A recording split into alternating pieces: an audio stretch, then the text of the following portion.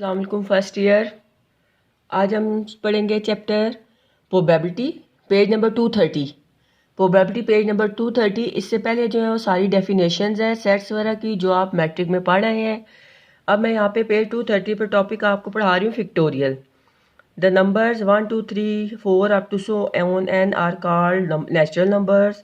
The product of first and natural number is called n factorial and denoted by compact form as n factorial। ये इसकी symbol है, देखिए ऐसे ये करके ऐसे एक लाइन, इसके नीचे डॉट, ये इसकी सिंबल है। ठीक है, लाइन बना के नीचे डॉट। अगर मुझे वो 5 फैक्टोरियल लेना है तो ये कैसे होगा, 5 से लेके 1 तक मैं वैल्यूज़ को मल्टीप्लाई कर दूंगी। 5 इंटू 4 इंटू 3 इंटू 2 इंटू 1। अगर 10 है 10 फैक्टोरियल तो 10 से लेके मैं 9 8 7 6 5 यानी कि सारा 1 तक। यहाँ मैं 5 फैक्टोरियल भी लिख सकती हूँ, यहाँ पे आके मैं 5 फैक्टोरियल भी से लिख सकती हूँ और 1 तक 5 को फिर आगे 1 तक भी लेके जा सकती हूँ। यानी जो वैल्यू हो उसको 1 तक वो वैल्यू जाएंगी, मल्टीप्लाई होंगी। तो ये फैक्टोरियल है और first natural numbers. General form में से लिखा है n factorial 1 into 2 into 3 up to so on n. N से कम वैल्यू होगी तो एन माइनस 1, 2 वैल्यूज कम होंगी तो एन माइनस 2। ये जनरल फॉर्म है, इसको कहते हैं एन फैक्टोरियल। एन फैक्टोरियल क्या है, product of first and natural numbers. जितने नंबर्स हैं, जितने नंबर का फैक्टोरियल है उतने को आपस में मल्टीप्लाई कर दें। और जीरो फैक्टोरियल 1 के इक्वल होता है। अगर जीरो वैल्यू का खाली फैक्टोरियल हो तो ये 1 के इक्वल है। ये ऑब्जेक्टिव के लिहाज से बहुत इंपॉर्टेंट है कि जीरो फैक्टोरियल 1 के इक्वल होता है। और 1 अगर जीरो फैक्टोरियल और 1 आपस में मल्टीप्लाई हो तो ये 1 आएगा। वैसे तो जीरो जिस वैल्यू के साथ मल्टीप्लाई हो वो जीरो हो जाता है ना, लेकिन अगर जीरो फैक्टोरियल 1 से मल्टीप्लाई हो तो ये 1 हो जाएगा। अभी इसने एग्जाम्पल आपको करके दिखाई है, एग्जाम्पल 12। ये देखिए 5 फैक्टोरियल है तो 1 तक वैल्यू आपस में मल्टीप्लाई हो जाएंगी। और 5 फैक्टोरियल को हम ऐसे भी लिख सकते हैं 5 मल्टीप्लाई 4 फैक्टोरियल। तो इसका मतलब ये है ना कि 4 फैक्टोरियल आगे खुल जाएगा 1 तक। इसी तरह आगे 3 फैक्टोरियल भी लिख सकते थे। फिर नेक्स्ट डेफिनेशन है हमारी permutation. An orderly arrangement of all और सम ऑफ सेट्स और distinct object is called permutation. जैसे आपने सेट की डेफिनेशन पढ़ी थी, क्या है सेट, क्या है एग्रीगेट ऑफ या collection of different things, different items. अब हमने सिर्फ उसमें सेट्स में कहा था कलेक्शन, यहाँ पे क्या ऑर्डरली अरेंजमेंट, यानी उनकी तरतीब के लिहाज से जो उनको हम अरेंज करते हैं और उनकी कलेक्शन करते हैं वो कहलाता है permutation. The number of permutations of n different objects taken r at a time is given this. अब ये फार्मूला दिया हुआ है NPR, इसको बोलते हैं NPR, P फॉर परमुटेशन। तो इसी तरह ऊपर जब से खोलेंगे तो कैसे लिखेंगे n फैक्टोरियल, नीचे r फैक्टोरियल और इन दोनों का डिफरेंस n माइनस r का r फैक्टोरियल, n फैक्टोरियल नीचे वाली वैल्यू r जो है वो r फैक्टोरियल n, इन दोनों का डिफरेंस जो है वो n माइनस r फैक्टोरियल बन जाएगा। और n हमेशा बड़ा होगा r से, यहाँ ऊपर ये n बड़ा होगा इस r से। The two important features of permutations are the key word arrangements and importance of order. यही बता रहा है कि इसमें ये दो लफ्ज बहुत अहम है। एक तो ऑर्डर की इंपॉर्टेंस बहुत ज़्यादा है, ऑर्डरली अरेंजमेंट, और दूसरा की वर्ड है अरेंजमेंट्स है, और दूसरा इंपॉर्टेंस ऑफ ऑर्डर है। ये दो बहुत इंपॉर्टेंट फीचर है इसके। एग्जाम्पल 13 में क्या कह रहा है 5p2, 5 फैक्टोरियल और इन दोनों का डिफरेंस 5 माइनस 2, इसका डिफरेंस ले लें तो ये फैक्टोरियल आ जाएगा। 5 फैक्टोरियल ज़ाहिर है आपको पता है 1 तक मल्टीप्लाई हो जाएंगी वैल्यूज़, और 5 माइनस 2 3 फैक्टोरियल, तो 3 फैक्टोरियल भी 1 तक वैल्यूज़ हो जाएंगी। ये इससे कैंसिल हो जाएगा, ऊपर भी 1 2 3 है, नीचे वाला भी, और ये 20 आंसर आ जाएगा। Next combination, a non orderly arrangement of object is called combination. Orderly हो तो परमुटेशन होता है और नॉन ऑर्डरली हो तो वो कम्बिनेशन हो जाता है। A non-orderly arrangement of object is called combination. The number of combination of n objects taken r at time is given by NCR.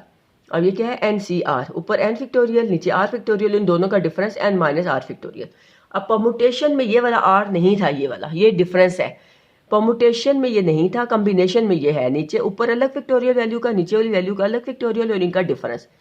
अब हम इसको कैसे खोल सकते हैं, n minus 1 n minus 2 up to so on n minus r minus 1 और नीचे r factorial, ये और n माइनस r जो इससे कैंसिल हो जाएगा। द इंपॉर्टेंस ऑफ फीचर्स और कॉम्बिनेशन आर सिलेक्टेड और choose as there is no sense in order. कह रहा है कि इसमें अहम चीज़ जो है सिर्फ कम्बिनेशंस है और इनमें ऑर्डर की कोई अहमियत नहीं है, जबकि परमुटेशन में ऑर्डर बहुत इंपॉर्टेंट है।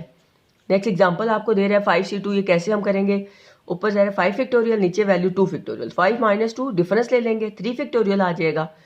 अब इसने खोला ऊपर 5 फैक्टोरियल तो 5 से लेके 1 तक वैल्यूज मल्टीप्लाई होंगी, 2 फैक्टोरियल 2 इंटू 1 और 5 माइनस 2 3 आ जाएगा। तो 3 का फैक्टोरियल जो खुलेगा 3 इंटू 2 इंटू 1, तो ये ऊपर कैंसिल हो जाएगा और ये आंसर आ जाएगा 10। एक्सपेरिमेंट, एक्सपेरिमेंट का कॉन्सेप्ट ऐसे वैसे आपने लैब में जो फिजिक्स या केमिस्ट्री पढ़ते हैं तो वो कहते हैं कि जी हम मुख्तलिफ गैसों को मिला के जो एक नई गैस बना लें या कोई नया एलिमेंट बना लें, नया कंपाउंड बना लें, उसको एक्सपेरिमेंट कहते हैं।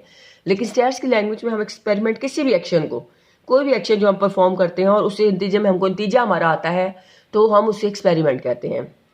डेफिनेशन क्या है? एन एक्शन परफॉर्म्ड और process to get some results. कोई भी एक्शन या कोई भी प्रोसेस जिसके नतीजे में हमको रिजल्ट मिलता है उसको हम एक्सपेरिमेंट कहते हैं। Trial, a single performance and experiment is called trial. और जो सिंगल परफॉर्मेंस है, एक टाइम दो, पहली दफ़ा, एक दफ़ा सिंगल, पहली दफ़ा नहीं, कोई भी सिंगल परफॉर्मेंस जो है उस एक्सपेरिमेंट को उसको ट्रायल कहते हैं। आउटकम्स क्या होता है? The results obtain from experiment. Experiment का जो रिजल्ट होता है उसको हम कहते हैं, और ट्रायल, एक्सपेरिमेंट या ट्रायल दोनों का जो रिजल्ट होता है उसे हम आउटकम कहते हैं। ये डेफिनेशंस हैं। ये बेटा आपने डेफिनेशन याद करनी है और इनको लिखना भी है। ये इसने अब एग्जाम्पल से आपको समझाया हुआ है कि अब यहाँ हमारा एक्सपेरिमेंट कैसे होगा। टॉसिंग अ कॉइन, जैसे एक सिक्का होता है आपका कॉइन 1 रुपये वाला, 5 रुपये वाला, हम उसको टॉस करते हैं तो ज़ाहिर है उस पर 2 आउटकम होते हैं। एक सिक्के पे एक हेड होगा और एक टेल। फर्स्ट करेंगे जो उस पर तस्वीर बनी होती है, जैसे ये एक सिक्का है, फर्स्ट करेंगे जो चांद तारा है हम इसको हेड कहते हैं और इस पे जो नंबर लिखा हुआ है 5 इसको हम टेल कह देते हैं। तो इसमें से एक हेड है, इसको एक साइड हेड है और एक टेल है। इसके आउटकम कितने हैं? टोटल 2 ही आउटकम है, एक हेड और एक टेल। इसी तरह अगर हम एक एक्सपेरिमेंट करते हैं, नेक्स्ट में कह रहे हैं, क्या कह रहे हैं? A die plural dice is ludo cube whose 6 faces are marked with dot shown. कह रहे हैं लिडो का जो आपका डाइस होता है, लिडो जिसे उर्दू में हम खाना कहते हैं, लूडो खेलने वाला, उसके जो होते हैं उस पर 6 आउटकम ऐसे होते हैं, उसके ये डॉट्स बने होते हैं 1 से 6 तक। उम्मीद है कि आपको सबको आइडिया होगा। अब कह रहे हैं रोलिंग अ डाई, यानी एक डाई फेंकना, जैसे हम ऐसे उसको मिक्स करते हैं ऐसे और ऐसे करके हम जब फेंकते हैं तो ये एक एक्सपेरिमेंट है।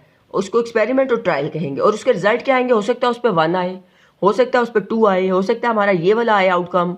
मतलब इन 6 में से ही कोई वैल्यू आएगी ना, इन 6 में से ही वैल्यू आएगी, 7 नहीं आएगी कभी भी, ये 0 नहीं होगा, कोई ना कोई आउटकम होगा। तो ये जो है ये आउटकम कहलाते हैं, रिजल्ट्स जो होते हैं। अब रैंडम एक्सपेरिमेंट की डेफिनेशन आगे क्या कह रहा है? An experiment which produce different unpredictable outcome even though it is repeated a large number of time under essentially similar condition is called a random experiment। अब यहाँ पे क्या इंपॉर्टेंट वर्ड है? कह रहे हैं an experiment which produce different. ये जो वर्ड है इसको अंडरलाइन कर लेंगे। डिफरेंट हमें अनप्रिडिक्टेबल आउटकम मिलेंगे।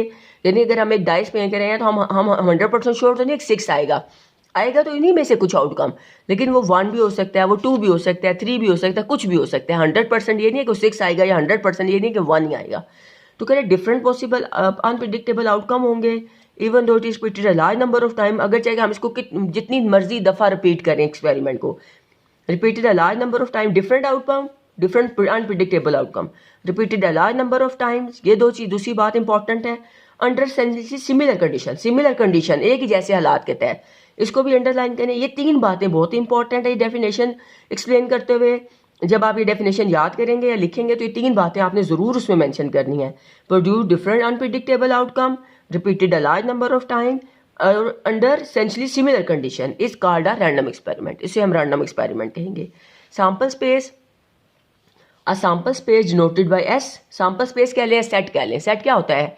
ऑल आउटकम्स का जो होती है कलेक्शन ऑफ आउटकम्स होती है, सेट होती है। इससे सैंपल स्पेस भी जो हम पहले सेट की डेफिनेशन से पढ़ के आए थे उसको हम एस से डिनोट करते हैं। और ये क्या है? कलेक्शन कह लें, लिस्ट कह लें, किसकी? Of all possible outcomes of a random experiment. एक एक्सपेरिमेंट के जितने पॉसिबल आउटकम्स होते हैं उनको इकट्ठा कर दें तो वो सैंपल स्पेस बन जाती है। और सैंपल स्पेस क्या कह रहा है? Each possible individual outcome of a random experiment record sample point. और जिसका उसका हर सिंगल जो आउटकम होगा उसे हम सैंपल पॉइंट कहेंगे। देखें, इसके कहने का मतलब ये है कि जब हम ये एक डाइस फेंकते हैं तो ठीक है, इसके ये पॉसिबल आउटकम है ना, हमारे पास ये आउटकम आएंगे 1 2, इनमें से कोई भी एक वैल्यू आ जाएगी, 1 आएगी या 2 आएगी, 6 तक आएंगे। 6 से ज़्यादा नहीं आ सकता अगर हम एक डाई फेंक रहे हैं, और 1 से कम नहीं आता। इसको इकट्ठे जब ऐसे लिखें तो ये सैंपल स्पेस होगा, इसे ऐसे शो करते हैं। और इसका हर एक सिंगल वैल्यू अगर हम 1 को अलग लिख लें, 2 को अलग, 3 को अलग लिख लें तो इसको हम क्या कहेंगे? सैंपल पॉइंट्स कहेंगे। ये भी एक सैंपल पॉइंट है, ये भी एक सैंपल पॉइंट है, ये भी एक सैंपल पॉइंट है। तो आगे क्या कह रहे हैं? Event, an event is individual outcome of sample point of random experiment is a trial और अ ट्रायल। ये जो एक इंडिविजुअल आउटकम है, ये 1, ये अलग से 5, या अलग से ये आ गया 2 3, ये अलग अलग जो इवेंट है इनको हम क्या कहेंगे? इवेंट्स। इंडिविजुअल आउटकम, क्योंकि ये इंडिविजुअल आउटकम है। Next, simple event, an event that contains directly 1 sample point and can not be further subdivided is called simple event. Simple event जिसमें सिर्फ एक पॉइंट हो, जैसे इसमें सिर्फ एक है 1, इसमें सिर्फ एक है 2, इसमें सिर्फ एक है 3, ये सिंपल इवेंट्स हैं। और कंपाउंड इवेंट्स क्या होंगे, जब एक से ज़्यादा आउटकम होंगे तो वो कंपाउंड इवेंट बन जाएगा। नोट क्या कह रहा है, the empty set phi is an event but not a simple event.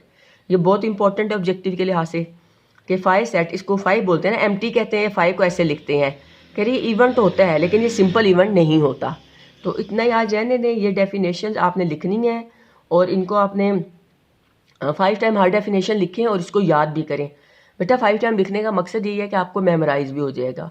तो फिर दरमियान से फिर आपने मुझे, मैं आपको बता दूंगी किसने कौन सा पेज मुझे करके भेजना है, ठीक है।